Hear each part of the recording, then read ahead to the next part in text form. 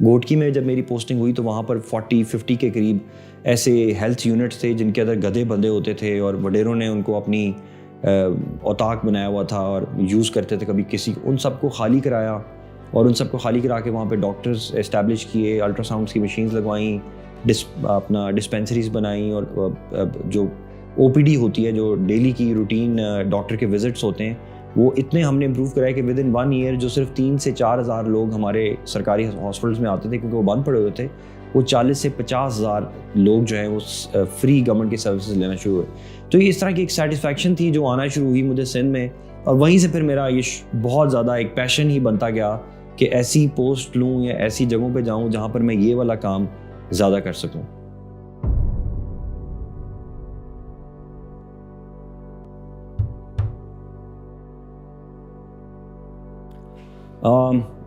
My father was in the police. Early education میری لاہور میں ہی تھی.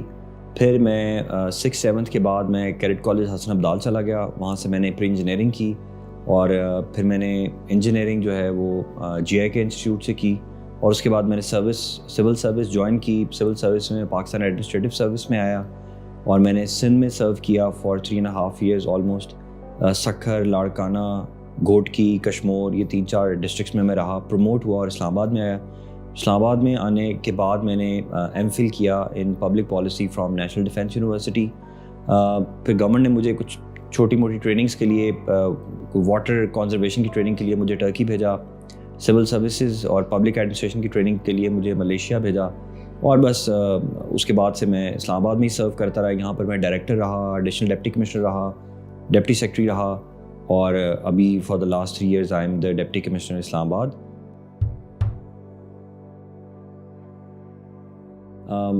میری بچپن سے انسپریشن جو تھی، میں بچپن سے بہت، مجھے یہ نہیں تھا کہ میں نے سول سروسز میں جانا ہے. میرے والد صاحب کیونکہ خود سول سرونٹ تھے تو وہ چاہتے تھے کہ میں سول سروس میں ہی جاؤں، لیکن پھر میں انجینئرنگ کرنے کے بعد میرا پلان تھا کہ میں باہر جاؤں. لیکن پھر آہستہ آہستہ کچھ نہ کچھ پاکستان کے اندر ایسے لوگ تھے جن سے انسپائر ہوا. کچھ ہمارے سینئرز تھے جن سے میں سی ایس ایس کی ٹریننگ کرتا رہا. پھر سول سروس میں آنے کے بعد ابھی بھی پریزنٹلی جو میرے چیف کمشنر ہیں، he has always been my inspiration. When I was the additional deputy commissioner, he was the DC. When I was the director, so he was the member administration. And then there is another senior who is presently working as registrar, Supreme Court of Pakistan. He was my supervisory officer in establishment division. تو civil service میں میری یہی inspirations ہیں. ویسے پرانی civil service کے اندر مجھے شعیب سلطان صاحب، تسنیم صدیقی صاحب، اور اس طرح کے رورل سپورٹ پروگرامز میں کام کرتے رہے ہیں، ان سے میں کافی انسپائرڈ رہا. مختار مسعود صاحب، مسعود کھدر پوش صاحب، اس طرح کے لیجنڈس تھے ہماری سول سروس میں، ان سے کافی زیادہ انسپریشن رہی مجھے.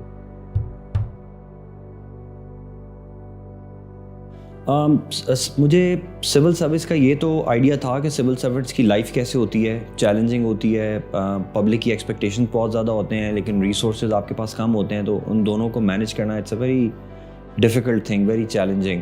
اور I had seen my father, he had a very tough life because of police, کبھی حملے ہونا، کبھی اٹیک کرنا، کبھی پولیس مقابلے ہونا.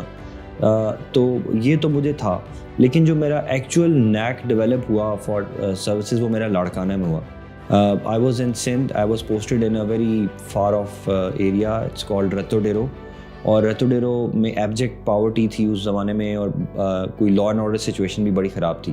لیکن وہاں پر ہمیں پہلے ہی جو ہماری اسائنمنٹ تھی وہ یہ تھی کہ ہم نے جو گورنمنٹ لینڈز ہیں ان کو لیز پر دینا ہے غریب ترین لوگوں کو، لینڈ لیس جو ہاری ہیں یا وڈوز کو، تاکہ وہ زمین کو ڈیولپ بھی کریں اور اس کے بعد اس کو ٹیکس بھی دیں اس کے اوپر، اور پروڈکشن بھی انکریز کریں ان زمینوں کی جو ویسے بنجر پڑی ہوتی ہیں.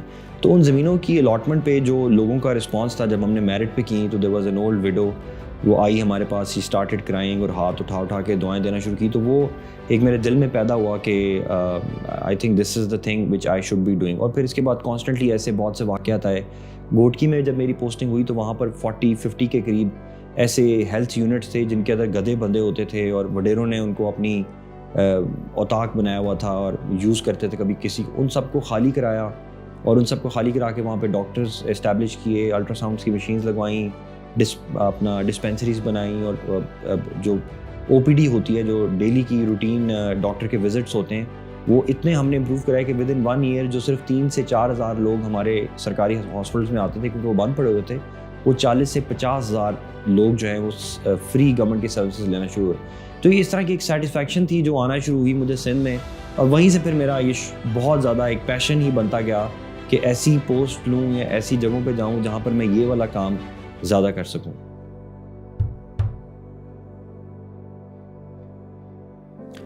A lot of people and my colleagues tell me that all the time I'm using social media, اور سوشل میڈیا کے اوپر ہم نے واقعی اپنی پرسیپشن بلڈنگ پہ بہت زیادہ کام کیا ہے.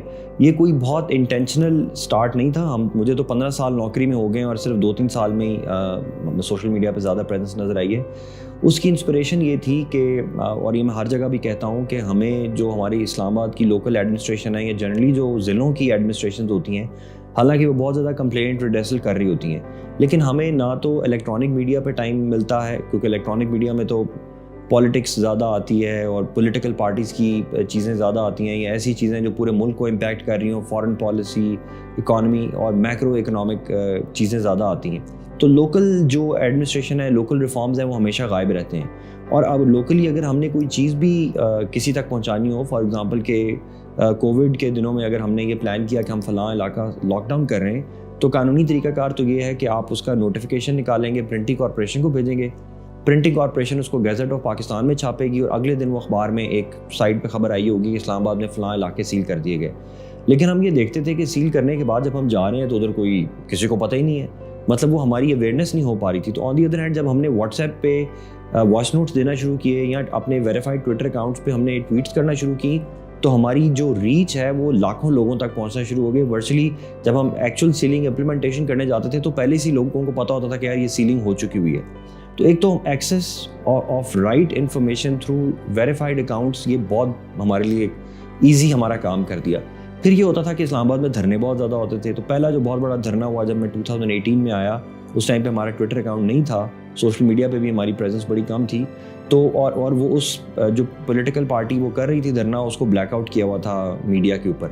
تو ہم نے تھرو سوشل میڈیا بتایا کہ فلاں روڈ کھلی ہوئی ہے، اور سوشل میڈیا پہ لوگوں نے بتایا کہ جی ہم ایئرپورٹ جا رہے ہیں تو فلاں روڈ ہماری پھنسی ہوئی ہے. تو ہم فوری طور پہ ادھر پہنچ کے وہ روڈ کھلواتے تھے، کئی دفعہ فورس استعمال کر کے، کئی دفعہ نیگوشیٹ کر کے. تو that was the time when مطلب we opened up our Twitter account and from 700 followers we went to 70,000 followers in like 1 week. تو I think that was the moment جب ہم سوشل میڈیا پہ بہت آنا شروع ہوئے، اسلام آباد ایڈمنسٹریشن، اور وہیں سے پھر ہماری پرسیپشن جو ہے وہ بدلنا شروع ہوئی. اس کے بعد یہ ہے کہ ہم نے سوشل میڈیا کو بجائے اس کے کہ ابینڈن کر لیتے ہیں، ہم نے اس کو as a complaint redressal plate form استعمال کیا ہے. کہ لوگ ویسے تو میرے دفاتر میں آتے ہیں، لیکن مجھے پتہ ہے کہ میرے دفتر کے اندر ہر بندے کی ایکسیس نہیں ہے، خواتین نہیں آ سکتے، بوڑھے لوگ نہیں آ سکتے، کچھ لوگ جابس کر رہے ہیں وہ نہیں آ سکتے. تو ان لوگوں کو ایکسیس دینے کے لیے ہم ایک ڈیموکریٹک فورم پہ اویلیبل ہیں، جہاں پہ کوئی بندہ کچھ بھی بات کر سکتا ہے، لوگ گالیاں بھی نکال سکتے ہیں، اپریشیٹ بھی کر سکتے ہیں، کچھ بھی کر سکتے ہیں. وہ لوگ ہمیں پھر بتاتے ہیں کہ جناب ہمارے یہ مسئلے ہیں، اور وہ پھر ہم we try to address those complaints through social media so that everybody gets awareness, اور گورنمنٹ کی کریڈیبلٹی بھی بنتی ہے، اور ایک ٹرانسپیرنسی کا احساس ہوتا ہے، لوگوں کو سیٹسفیکشن بھی ملتی ہے کہ چلو کوئی تو ہے جو وہ کام کر رہا ہے. تو آئی تھنک یہی چیزیں تھیں جس کی وجہ سے تھوڑا ہماری پروفائل ہائی ہوئی.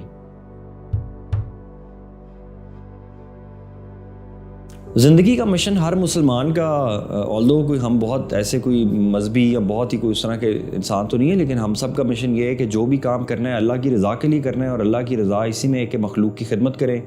جو بھی کام کریں اس سے اللہ کو راضی کریں.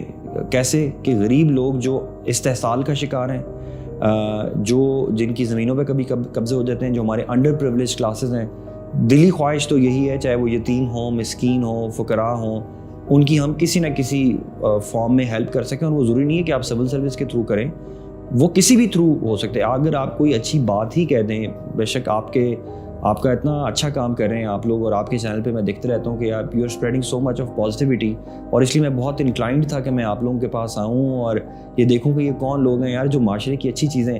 ایک اچھی بات بتانا صدقہ ہے. وقول انہیں ناسی حسنہ، ہی قرآن میں ہے کہ یار اچھے سلوک سے بات کرو، بدتمیزیاں نہیں کرو. تو میرے خیال سے تو ہم سب کا مشن ایز اے مسلم ہونا ہی یہ چاہیے کہ ہم اپنے ارد گرد کے جو غریب لوگ ہیں ان کی مدد کریں، ان کی جو مشکلات ہیں ان کو کم کرنے کی کوشش کریں. اور یہی ہماری لیگیسی یہی نہیں ہے کہ ہم کوئی بڑی پوسٹوں پہ رہیں یا بڑے عہدوں پہ رہیں. ہماری لیگیسی یہی ہے کہ ہم نے کتنے غریب لوگوں کی مدد کی اور ان کی زندگی بدلنے میں ہم کامیاب ہوئے.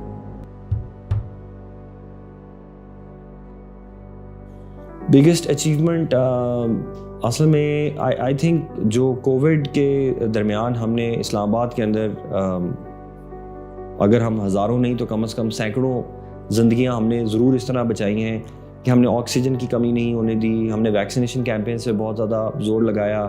ہم نے گھر گھر ٹیسٹنگ کی. ہائیسٹ اسلام آباد کی ٹیسٹنگ اتنی ہائی ہم نے کر دی کہ پورے کے پی کے اور آپ بلوچستان جی بی اے جے کے کو ملا بھی لیں تو اتنی ٹیسٹنگ وہاں نہیں ہوئی جتنی ہم نے یہاں پر انیبلنگ انوائرمنٹ کی.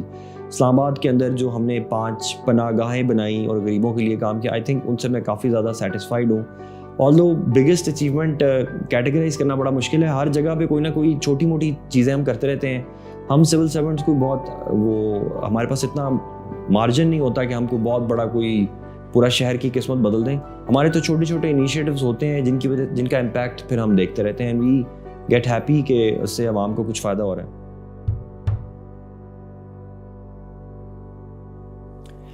بیسیکلی میں سمجھتا ہوں کہ پاکستان کے اندر جو بہت بڑی بدقسمتی ہے اور اسپیشلی ہماری یوتھ میں بہت آتی جا رہی ہے اور یہ ہر ڈرائنگ روم ٹاک میں نظر آتا ہے, ہمیں ہر میڈیا چینل پہ یہ نظر آتا ہے, everybody is talking negative. اللہ تعالیٰ قرآن میں کہتا ہے تم میرا شکر ادا کرو گے تو میں تمہیں زیادہ دوں گا, جس کا مطلب یہ ہے کہ شکر ادا نہیں کریں گے تو اللہ آپ کو نہیں دے گا. اور ہم ہر وقت یہ دیکھتے ہیں اپنے گرد گرد کے انسان شکر ادا کرنے کی بجائے کہ اللہ نے ہمیں دنیا کا خوبصورت ترین ملک دیا, ہمیں دنیا کے خوبصورت ترین مہمان نواز لوگ دیے. یہ وہ لوگ ہیں کہ اسلام آباد کے اندر جب کووڈ کے اندر ہر چیز بند ہو رہی تھی تو ہمیں سمجھ نہیں آ رہی تھی کہ یار یہ جو غریب لوگ ہیں ان کو کھانا کیسے پہنچانا ہے. بلیو یو می, ایک دن ایسا نہیں ہوا جب ہم 10 سے 12 ہزار لوگوں کو فری کھانا نہ پہنچا سکیں اور ہم نے اپنی جیب سے بھی 1 روپیہ نہیں لگایا. People would come forward. تو یہ اسلام آباد کے ہی لوگ تھے جنہوں نے یہ کام کیا. یہی اسلام آباد کے لوگ ہیں جو کوئی پناہ کے اندر تو حکومت سے ہم نے 1 روپیہ نہیں لیا پورا سال. اب تو خیر بیت المال چلا رہا ہے, پرائم منسٹر بڑی کینلی اس کو کام کر رہے ہیں. تو they were anonymous people and who not even want their names to be taken, they would come forward and help. تو ہمیں شکر ادا کرنا چاہیے. اللہ نے ہمیں آنکھیں دی ہیں, ہمیں ٹانگیں دی ہیں, ہمیں خوبصورت رہنے کے لوگ دیے ہیں ہمیں. اور اسلام آباد کے لوگوں تو میں کہتا ہوں آپ دنیا کے خوبصورت ترین ملک میں رہ رہے ہیں. میرے خیال سے پاکستان کے سب سے بڑے دشمن وہی لوگ ہیں جو ہر وقت ایک نیگیٹو بات کر رہے ہیں, ہر وقت ایک نیریٹو چلی جا رہا ہے کہ بیڑا غرق ہو گیا ہے, بیڑا غرق ہو گیا ہے, سب مر گئے ہیں جی, یہ بھی ہو گیا وہ گیا. کچھ بھی نہیں ہوا. سب ہر ملک میں چیلنجز ہوتے ہیں, ہر ملک میں ایسا ہی تھا, یورپ میں بھی ایسا ہی ہوتا ہے, وہاں پہ بھی ہوم لیس لوگ ہیں, وہاں پہ بھی کورونا ایسے ہی پھیلتا ہے, وہاں پہ بھی. اس پاکستان میں تو ایٹ لیسٹ یہ ہے کہ آپ کے سائیکولوجیکل ڈیزیزز اتنی نہیں ہیں, اس طرح کے ہینس کرائم اس طرح نہیں ہے جتنا کہ باہر کے ملکوں میں ہوتا ہے. انفارچونیٹ ہے کہ ہمارا ایک ایسا کوئی انسیڈنٹ ہو تو لوگ پوری قوم کو ہی ایسا کر دیتے ہیں کہ یہ ایسے ہیں. تو میرے خیال سے biggest enemies of Pakistan are those who are just spreading negativity all the time.